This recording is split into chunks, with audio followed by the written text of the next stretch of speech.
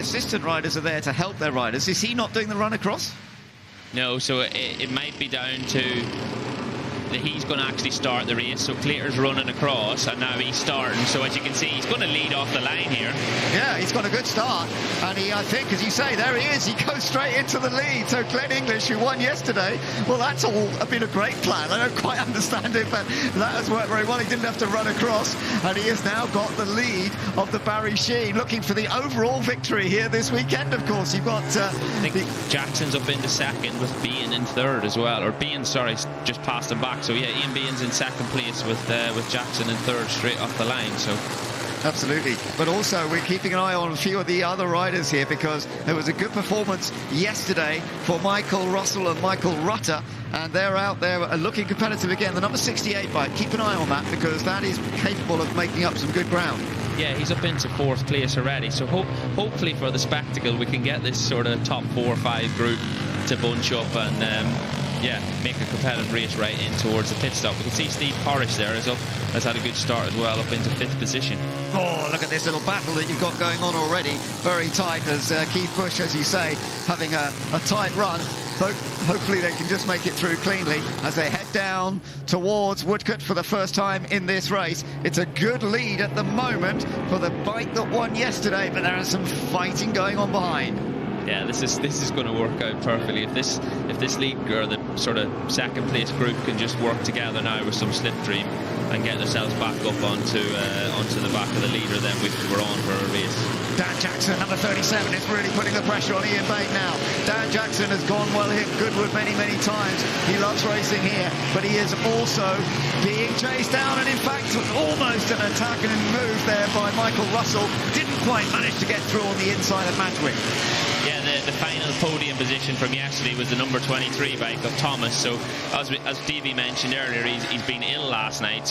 But he still made a good start. I think he's up into, is he 4th position there straight away, or 5th position? Yeah, 5th position. So if he can stay in that sort of league group or just off the back of them, hopefully Davey can get on the bike. They mentioned that they were going to go for an early pit stop, as quite a few of these might. So keep an eye out for that window opening, and most of these guys will come in straight away. Michael Russell's gone up into 2nd place, but a problem. Oh, that's a shame. What a pity for Dan Jackson, who's been going so well, but he's pulling off.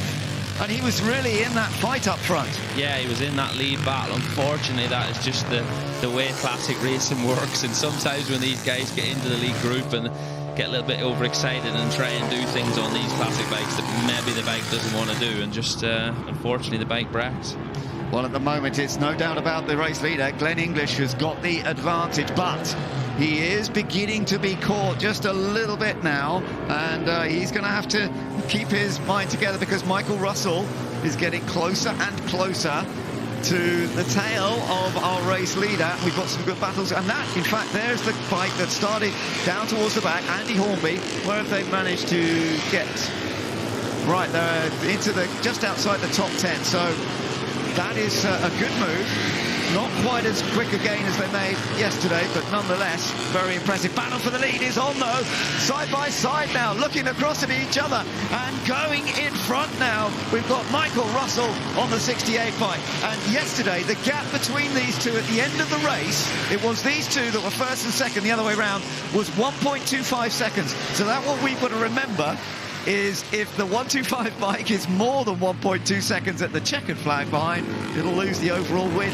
Yeah, it'd be nice to get a camera down into the pits right now and see the face on Michael Rutter, who has to jump on this bike, and it's going to be in the lead. So yeah, awesome riding from Russell right now to be able to hand over the lead position to Rutter in the few laps time. I don't believe they're going to be out for a whole lot longer before the pit stop opens. Andy Hornby, having come from the very back of the grid, he's now battling for 8th place. So this is a good effort from them. Let's see how far they can get up against Jochen Volk-Rusinol at the moment on another of the Norton Manx 30Ms. It's the most regular bikes that we've got out here, the single-cylinder 500cc bikes. Providing plenty of straight line speed, but he's under a little bit of pressure too, isn't he? From the number 56 bike, Matthew Hebb, who's part of this as well.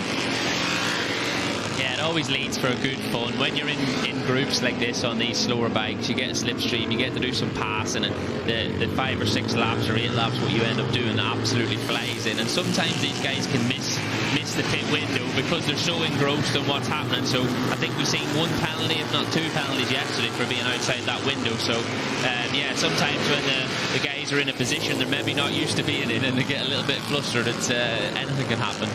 I love the images when they get into the fast corners as well. He's down the inside, and it's a real chance to go through. Andy Hornby has made the move. Was that a thank you or a sorry? Yeah, it was a little bit of a wave of apology there as a bit of respect. So that's nice to see mid-apex, what you wouldn't normally see in modern racing. But yeah, he's showing a bit of respect to his fellow competitor there. So Andy Hornby up into 8th place. That'll come up on the board in a minute. Steve Parish in his final historic bike race. You can see him number 7, so he's in this little group at the moment in 12th position. Lovely to see him out there. Steve Parish will be handing the bike over to Freddie Sheen, although he has just been passed. Yeah, he's just back into 13th. But yeah, like same thing, this little group, he can come in here in 11th position, which is a credit to him and the length of and the span of his career to still be competitive on these classic bikes at Goodwood Revival. Yeah, Steve has been such a big part of racing here at Goodwood since it all got going once again, and it's lovely to see him out there as the number 74 bike of Jamie O'Brien and John Boy Lee. That's the one they're sharing. Meanwhile, the race leader, it's a nice little still side-by-side into the chicane. Always a challenging place to try and overtake there, isn't it? Yeah, because on these classic bikes, the brakes aren't anything like what we would get on a modern bike. So it's a challenge stopping at any corner, never mind a bus stop chicane like that. But just having a quick glance at the time, and right now the track's obviously in better condition today than it was yesterday, because the boys have gone at least a good second, if not a second and a half faster than the fastest lap time yesterday. So after that little bit of oil that was spilled yesterday and stuff, the team out there have done a good job of cleaning that all up, ready for today's action. Steve Parish coming under a little bit more pressure now from Sebastian Perez, and Perez will be handing the number 45 bike over to John McGuinness when we get into the pit stop. So that will be very interesting to see how that goes. Steve Parish, as I mentioned, he'll be handing over to Freddie Sheen when on the number 7 bike. So this could be a little tussle that continues all the way through to the checkered flag. Yeah, and you can see there the top 4 at the minute's only separated by 5 seconds, and in the melee of the pits here we have at Goodwood, that can easily be swapped around, won or lost. So I think it's looking good for the second part of this race. We're going to have at least four guys battling for the lead or for the win after the pit stops are made. Steve's just gained a place back, then lost it again. He lifts off a little bit earlier. Oh, that's a real late braking, isn't it? Trying to go around the outside. Impressive stuff on the number 25 bike. It's Mike Farrell, actually. Very experienced. I saw him earlier. His daughter was out at the parade. And Mike going for a very late break down into Woodcote. Yeah, and you can just see number 45 has popped into the pits there already. I don't know if is the pit lane actually open yet? Yeah, it's ready to go. Yeah, just had open. That was very good timing there from that rider. It literally got in just as the pit window opened. And we see John McGuinness now getting on that number 45 bike. If you can just get it into gear and off he goes, yeah. So this could actually benefit this team now, obviously, as John will be slightly faster, and they're going to get the lap in straight away. So very good timing by that team. Yeah, I agree with that, because they did a good job on the beginning, Sebastian Perez. So that will be interesting, but he got a new fastest lap by our race leader. Yes, as we said, the track is coming to these guys, so we should. That's a very good lap time. So it'll be interesting to see now what the VIP/pro riders can do in the second part of this race, especially if they're going to be fighting out for them top positions. And Jokins managed to get back past Andy Hornby, so these two are still fighting away for what is 7th place at the moment. Hasn't managed to pull away this time on the Manx Norton, now being passed himself by the looks of things. Going through is Matthew Head. Matthew Head on the bike he's sharing with Ian Duffus, another of the Norton Manx bikes. So all very close. Still watching Steve Parish. Steve may well be coming in fairly early to hand the bike over to Freddie Sheen. We'll see whether he comes in this time. Yeah, just looking down at pit lane now, there seems to be a hive of activity down there. Yeah, as we see, Steve Brogan now has just jumped on that bike, and Davey Todd is getting on as well. So this should end up being a good final session to this race. Yeah, as you say, it's going to be... Steve Parish has stayed out. Actually, it's the number 7 bike still out there at the moment. But he will be coming in over the next lap or so. So, yes, Davey Todd has now gone out on the 23 bike. And we know Davey's very rapid. So we'll see how he gets on. They were 3rd yesterday in that race 1 on the number 23 bike. So there's Steve Parish. We are into his final laps, though, riding here at Goodwood. Make a special moment of watching and enjoying Steve Parish ride here, because I'm sure he'll do displays in the future, mind you. He did tell us he's not going to race anymore, but I bet we see Steve Parish here doing displays or stuff like that. Yeah, I think the world still needs to have what's left of Steve Parish and the entertainment that he can bring to any event he can go to. But I think just looking at the times now, I don't believe Russell has actually come in yet, because we couldn't see on them camera shots unless we have managed to miss him. So if he's still out there, that's probably not a bad thing with the lap times he's setting. So they might possibly try and stay out to closer to the shutting time of the window rather than going early, because he's obviously slightly quicker than what Michael Rutter was yesterday. Yeah, so that's our race leader, who's going very well at the moment, opening up the gap to some 6 seconds. So those recent laps by the race leader really have been flying along, and it does put them in a strong position for the overall victory, not just the win in this race. Remember, they only need to do 1.25 or 1.26 seconds ahead. And Steve is staying out. Maybe they've said, Steve, you can do the longest stint. Oh, what was that? Oh, massive moment from Steve Brogan there into turn 1, pushing on. Yeah, he's not lacking in commitment out there at all. And if you can see that bike moving on the television screen, believe me, it is moving underneath the rider. Well, we just had a quick glimpse of the race leader, who is putting in such a wonderful performance at this stage. Michael Russell going very quickly indeed.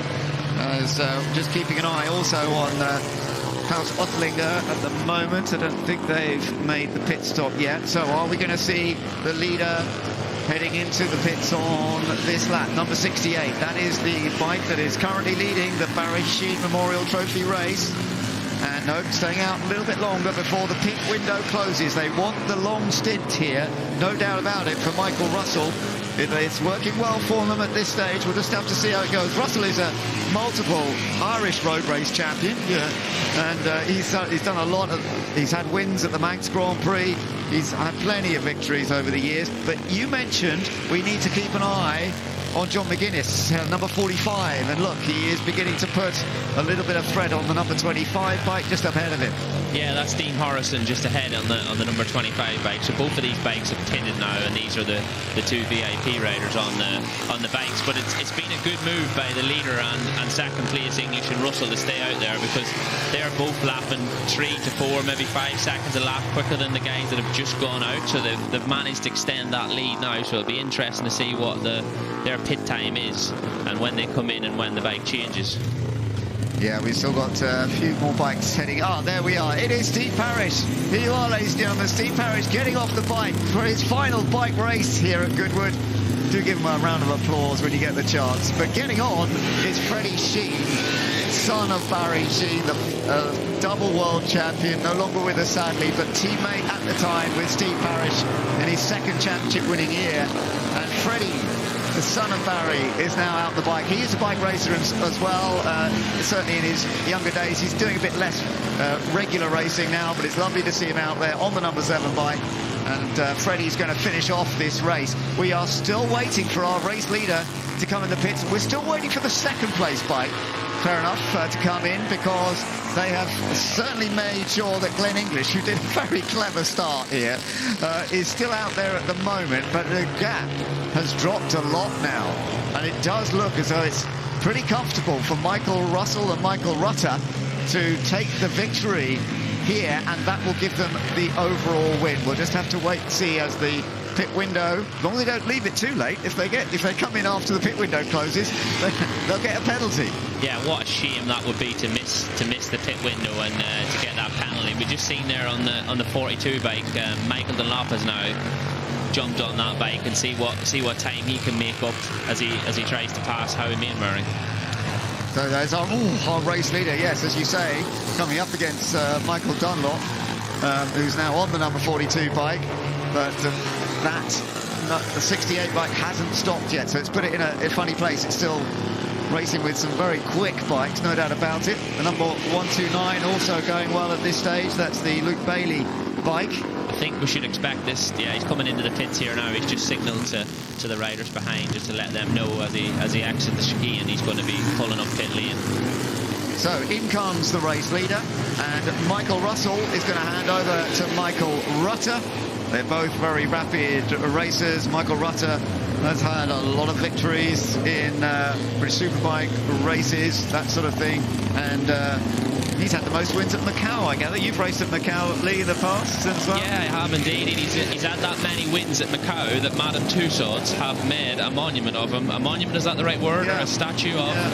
Yeah. And unfortunately, they couldn't even make him any better looking in the design that they've made of him. Well, out on track once again. Now, where we were still waiting, no, the second place bike has also come in, so Glenn English has also come in, and it's now going to be Steve Plater as we see number 12. Now, this is effectively the second place bike, I think. Oh, yeah, it was close, wasn't it? Yeah, so Plater has now just come out of pit lane in the third position, so this is the actual standing order right now. So we've got Rutter has an 18-second gap from Plater, and that's followed by a 1.2 second gap from Brogan. So this is going to build up for definitely for the second position. We've got a race on here. Yeah, we've got a race for second place, particularly the overall second place, indeed, from yesterday as well, because there were some bigger gaps from 1-2 to third place. The number 12 bike finished fourth yesterday. It finished some 14 seconds off the leader, which was the 125 bike. So if the 125 bike can stay with the number 12 within a few seconds, then it does mean they'll get second place overall. But it does look as though they're going to lose the outright victory. Glenn English and Steve Plater. Steve Plater on the number 125 bike at the moment. Glenn did that fantastic job yesterday, and also the brilliant start today, but not quite the same pace in the earlier stint of this race, and it has certainly helped Michael Russell and Michael Rutter. As we can see, the battle here with John McGuinness and Dean Harrison continues on what are two quite evenly matched bikes and two quite evenly matched riders. So yeah, these boys will be having a good laugh and a good ride round, trying to get a slipstream off each other in the race. Yeah, and it's going to be interesting if they catch up ahead of them. That's what they need to do in a way, is work together to get up to those ahead, because they're not quite on the podium slot just yet. They're fighting for fourth, but they've surely got a good chance of catching the next group. We'll have to keep an eye on that gap. So, yeah, that's going to be fun to see. Further down in the top 10, as you mentioned, Michael Dunlop trying to make up some ground as well. Yeah, he's still in the battle there for, I think, number 129. Is that Howie Milmering? So, yeah, the Norton of Dunlop is not struggling for speed as well as he pulls out for a pass into the last corner. Is this going to work? Let's have a look. On the outside, down into Woodcote later on the race. So, yes, beautifully done. Michael Dunlop, the bike that started down at the back of the grid, has gained a position once again. Now we'll just have to see how far he can get. That brings him up into 8th place. And there's then a little bit more of a gap to some of those behind them. The Steve Parrish, Freddie Sheen bike, currently running in 10th. That one's not over yet. These two are still fighting each other. John McGuinness has got a chance here, maybe. No, not quite. Yeah, knowing both these guys pretty well, it's there's a lot of laughing going on inside the helmets right now, because they're two absolute characters that will be. This is more for bragging rights 10 minutes after the race than it is to do with the result. Whether we're fighting for first and second or 21st and 22nd, that's what it's all about. Yeah, it's all about the battle. Dean Harrison is doing a good job so far, just fending off McGuinness, isn't he? So let's. We're back down to the... they switched back over again, haven't they? So Mike Dunlop has just lost that place once again. I think it's Luke Bailey on the bike now. Is he going to dive down the inside? No, he's going to try and pick up the slipstream once again. Lee, it always amazes me how much you have to crouch down when you get onto this long straight to get that straight line speed. Yeah, especially on some of these bikes. You can see on 42 Norton of Dunlop's there that has a full body fairing, so that helps the situation. But unfortunately for 129, they've got the original number board with a little riser screen just behind it, so all his shoulders, elbows and everything are in the air. And when you have lesser horsepower, as these bikes do, then that makes a massive difference to a smaller bike. So they're still racing hard. Michael Dunlop on the outside this time. No, and almost touching. They've got good respect for each other, I have to say. They're racing hard, but cleanly. A little bit like the battle we're also watching between Harrison and McGuinness as well. So two double battles going on. Here's a chance to get down the inside line into Madgwick corner, and he's through again. But round the outside, you sometimes can carry a bit more speed, but I think McGuinness has got it. Yeah, it's just it is definitely Dunlop and Smart here, because the two of them, obviously Howie is an ex-professional motorcycle racer, is now retired, and Dunlop is a current, so they both have a very good understanding of where the limit is and what they can get away with, which leads to great racing that we're getting to see right now. Yeah, lovely to see. John now in his early 50s, but he's still racing very, very hard, isn't he? Sorry, I was looking at, we were looking at Michael Dunlop, yeah. So, just mixing myself up a little bit there. But up front, still a comfortable race leader. It is still Michael Rutter and Michael Russell sharing the lead comfortably.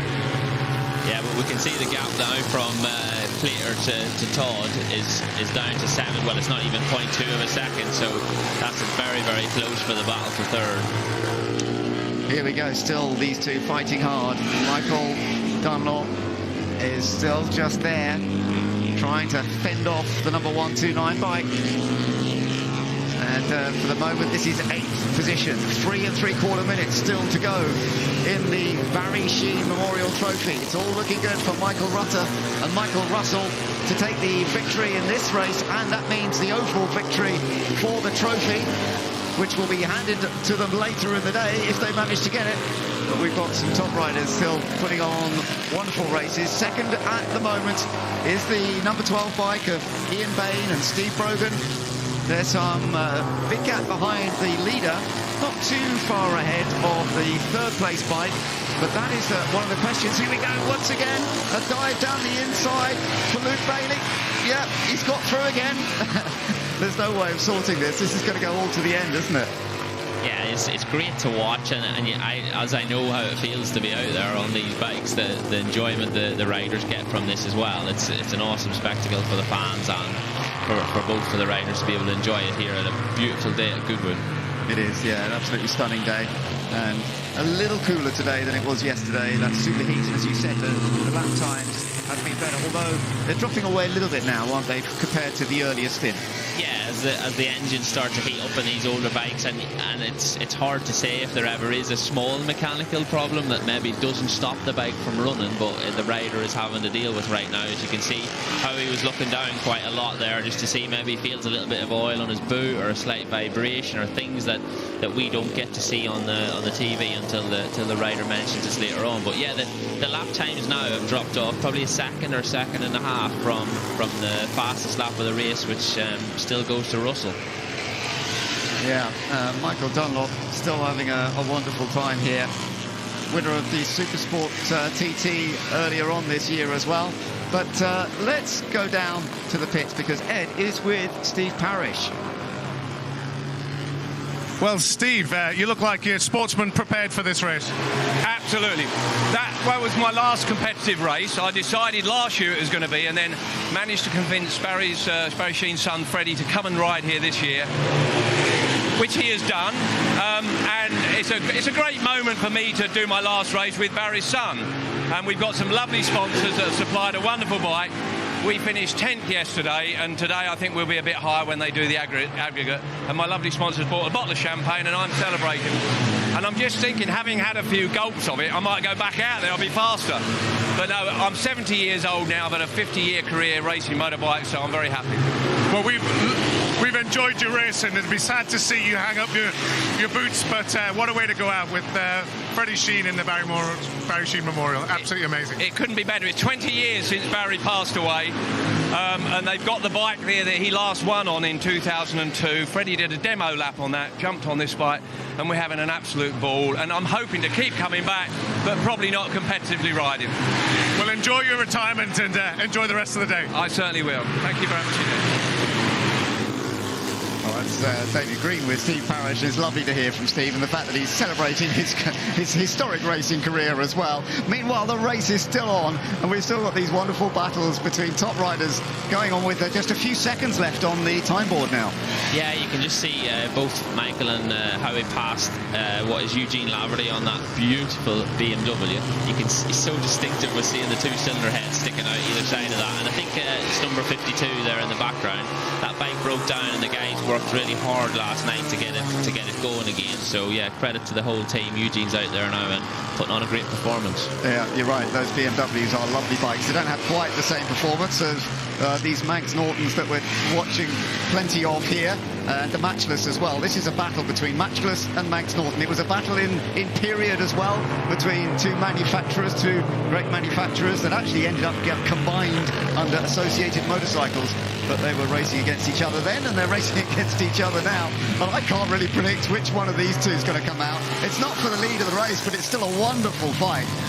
Yeah, it's an awesome spectacle to watch, and I don't believe they can predict it. It'll be a case of who gets the slipstream down the back straight, and like we seen yesterday for the race win, who was the most committed into the last chicane. So yeah, we've not got long left now. So is this the last lap, or going on to the last lap for the leaders? Yeah, I think we're on to the last lap for the race leader now, who has a 12.5-second advantage over second place, and that would mean, because they were second yesterday. Oh, what was that coming off the bike? This is microphone off his exhaust, so there's a rather loud Manx Norton out there going round now. So if anybody hears that, but there we go. Check the flag out for Michael Rutter. Yeah, he had taken victory. Michael Rutter and Michael Russell have taken the win as coming across the line in second place. Right, that was on the last lap. Managed to nip past, so that was good stuff for Davey Todd and George Thomas. They've ended up second there, third position for the number 12 bike, and fourth for the number 125 that won yesterday. So yeah, Todd did a good job there right towards the end. Yeah, awesome job. You can see with his lap time, back down into the low 29. So I believe that will make Todd and Thomas now in for a chance of the overall win with their third place yesterday and a second place today.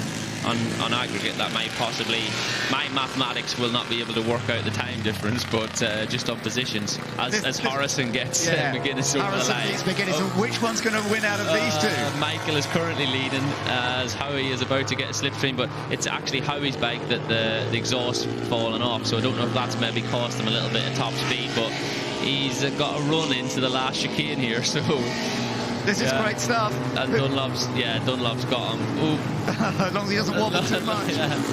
So Michael Dunlop comes across the line and takes that 8th position.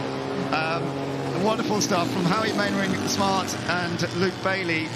And that's Howie on the bike at the moment, is it? Yeah, that's Howie on the bike now, and this is obviously the bike that Michael and Hornby have had to jump on, obviously with the bracken of their beautiful MV. So yeah, credit to that team and for Hornby for sorting that bike out so they could then compete in the race, and we get to watch it. And there you